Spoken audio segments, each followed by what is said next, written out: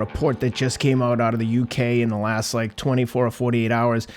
Apparently, a farmer in England testified on behalf of Fury 2 years ago. Him and his brother, they both got suspended by UK anti-doping for elevated nandrolone, which is a synthetic testosterone or synthetic steroid. Sorry, and the farmer testified on behalf of the Furies that he did in fact sell them this wild meat, wild boar in particular, and he was allegedly to be paid $30,000 approximately.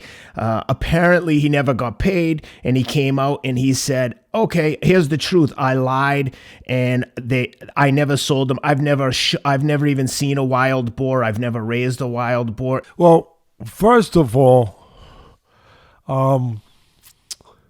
in Boston, what do they say? First of all.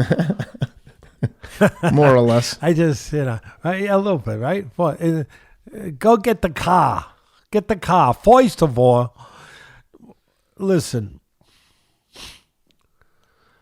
I will give them credit for being more creative than Canelo, where when Canelo tested positive, all they said was that he got it from tainted meat. This is wild boar, baby. You don't hear wild boar too often. You know what I mean? Specifically, uncastrated wild boar. Uncastrated. even worse. Oh, well, you didn't say he was uncastrated. Then, of course, it was tainted. Oh, my God. Uncastrated. Oh, my.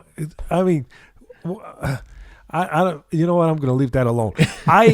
All I can tell you is it's really, you're going to the really out there to those places where, Captain Kirk and Star Trek went to. You know what I mean? You're going out there. You're going out there, to new frontiers. Wild boar, the creative son of a guns. Really, I got to give him credit. Wild, uncastrated, wild boar. All right. I used to say when I heard it from Canelo, I said, hey, with all that money, could you just go buy Kobe beef? You know what I mean? You got to be eating tainted hamburgers, But having said that, it was, let's remind people, first of all, it was in 2015. Because some people get confused. They say, oh, this fight is tainted because... No, it was 2015, first of all. Am I correct, Ken? Yep. It was two. So it's not like this has been something that was a test that just came up after this last fight. Or after the first fight that they had. It was back in 2015. Now, it doesn't mean that they didn't use something back there. It doesn't mean that. We don't know. I mean, how are you going to prove it at this point? When there's smoke, sometimes there is fire. There's no doubt about that. And it sounds fishy that, that this guy, with the whole thing that he's going to be paid 25,000 pounds, which is equivalent to about 30,000 U.S. money, to say that he ate wild boar as a excuse for testing positive in his area. So listen, again, how does it matter? It was in 2015. Let's put things in perspective. Now I'm going to be on both sides again.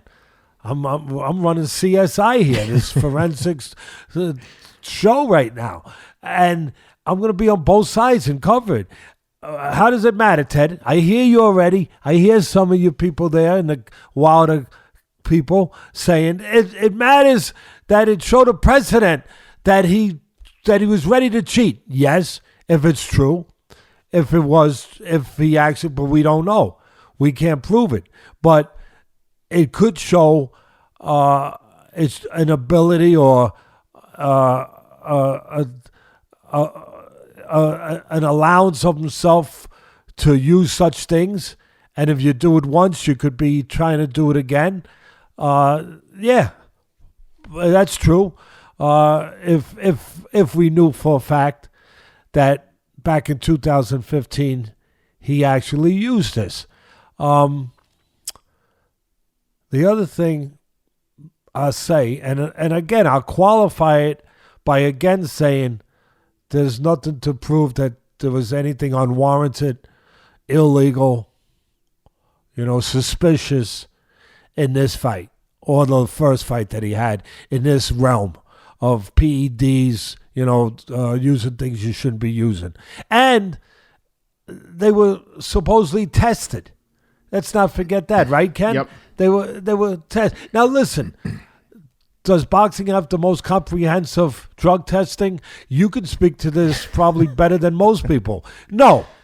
Do they have the most? No, because they do it at a time and then they stop doing it. At the time that they do it, the testing, you could have been on cycles to get an advantage and then stop before the testing starts. 100%.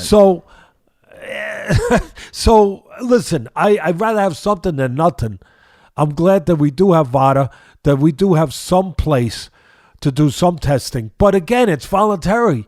It's voluntary. I mean, both fighters have to agree to it. I mean, look, as long as we're honest, let's pull the whole curtain back, right? Because it's about getting things and talking about things that other people don't talk about, that we talk about, and put it all out there. Some of the great fighters like Pacquiao, great, and I love Pacquiao. I love the human being he is. I love what he's done. I love everything about him, everything. But if my memory serves me correctly, I believe for the Thurman fight, he refused to be tested. Am I correct, Ken? I believe so. I think that they submitted to testing, but maybe weeks before the test. No VADA. I believe that he refused to do the VADA protocol. Yeah, but even if you don't, I believe Nevada State Athletic Commission tests everyone in the state. But the point is that they're tested within 4 to 8 weeks of the fight, which is an easy way to beat. Exactly. I'm talking about the protocol testing of VADA where it's maintained throughout the camp. He refused to do that. Is that correct? I believe yes. so. Rob's giving me a thumbs up. Our man, producer here. And he's giving a thumbs up. So all I'm saying is, does that make Manny guilty that he did something? No.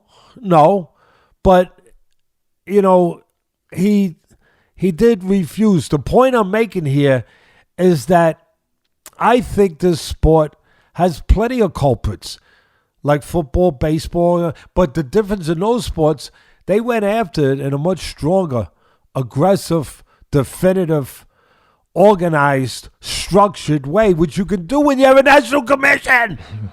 But you can't do it if you don't have a czar, a national commission that lines up rules and protocol and makes it for everybody and enforces regulations, puts regulations and rules in place, and then puts punishment in place to enforce it. Unless you have that, like the Olympics, you get caught, you're out. You're out. But in boxing, even with the people that have gotten caught, they're fighting again and getting big contracts. I mean, Baby Miller got caught, and I'm not looking to pick on him, but again, we talk about things no one else talks about. He's getting ready. He just signed the contract with Top Rank, and listen, I wish him well, but he was caught. He was dirty. He's right back now. What did he get? A 6-month suspension, Ken? I think he got 2 years. It hasn't been 2 years. No, it hasn't been 2 years. But I don't think. Maybe your calendar. Maybe you work a different calendar than I do. Maybe, but the calendar I work by, it's not the one where you take the stick and you move the things. But I don't think he has a fight scheduled yet. But I know he was celebrated the signing with Top Rank they just got some Olympic gold medalist, and the guy's just been convicted of. Here it is. Rob just gave it to me. Headlines, Daily News. Jarrell Big Baby Miller could be returning from suspension in October. Bang! Bang! Even worse. Even worse. So what was it, 6 months? He was caught red-handed. He wasn't just caught for one thing. He was caught for EPO, testosterone, I think growth hormone. I don't even know another substance you could add to that. No, listen, just don't put the lights out when he's around, people that are testing for that stuff. You know what I mean? Yep. Because that could be a giveaway. 100%. Could be a giveaway.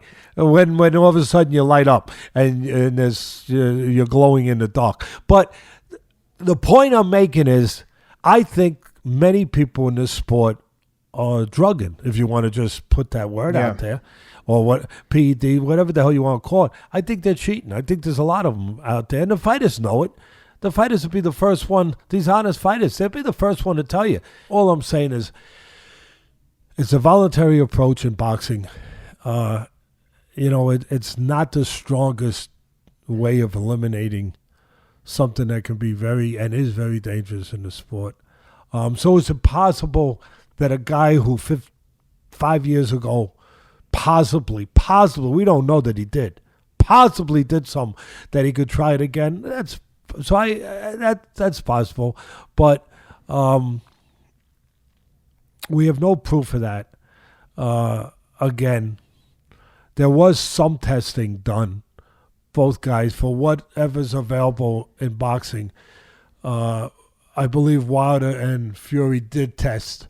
They both tested clean, and it was such a newsworthy event that they were like news alerts sent out. Both guys come back clean, like that's a reason to celebrate. Well, I'm just making a point. You're right, but I'm just making a point that there was some testing. Yes. So for people that are going to say, "Oh, Teddy, maybe he fooled around in 2015. He might have done it again well, there was some testing. Again, I think I covered everything. To be fair, is it the most comprehensive, surefire way of testing? No. But it's the testing that's available right now in the sport. I will say this. I will do my part in adding to another conspiracy theory, because I just putting stuff out there with no agendas other than what my eyes and my lack of fear of giving a damn about what people say will allow me to put out there. That because I don't have an agenda, because I don't have a horse in any of these races, that I'll say something without worrying about being in somebody's camp or not in somebody's camp. So having said that, I will say this. Conspiracy theories aside, and again, with everything we covered, I think responsibly, that there's no proof that he did anything in 2015, no proof that he would have done something now in this last two fights. But I remember making a comment when he was at the weigh-in. Correct me if my memory is wrong. Fury, there was a lot of talk about that he was going to put weight on. So we were waiting to see him. And Fury had his shirt on. Am I correct? He kept his shirt on? That's right. During the weigh-in. Yeah.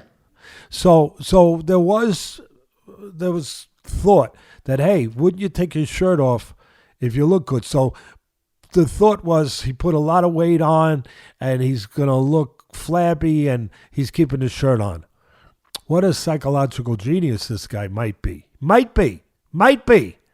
Because the first thing I got to admit, when I was watching it up at ESPN headquarters, covering it for SportsCenter, and he came and he finally took his shirt off after giving up the throne for a moment. He had to get off the throne, the king. He finally took his shirt off, and we knew he was 273 pounds, so we knew he had put on all that weight. I said to myself, oh, wow, he looks good. Yeah. Oh, wow. I'm surprised how solid he looks. Mm-hmm. Wow. He actually looked better at that weight, for me, than he did at the lower weight. Yeah. He looked more solid. I agree. And I was like, gee. I'll finish it by saying, for those people that want to have the conspiracy theory, that if you were taking stuff, you'd look better with that extra weight than you would look without taking that stuff with that extra weight. It might help you look a little more solid. Mm-hmm. And again, oh boy, when this podcast comes out, I can see it now. Oh God, the sirens are going to be going off. They might, right? the people are going to be saying, "Oh, Teddy, you said." I explained it. I'm just covering everything, but I can see it now. I really, I could see people be going to DEFCON 3. Oh, Teddy, you know what I mean? Oh, It's yeah. going to be a 5-0 llama. Ken, it's going to be a 5-0 llama. We'll just have to stay out of the YouTube comments.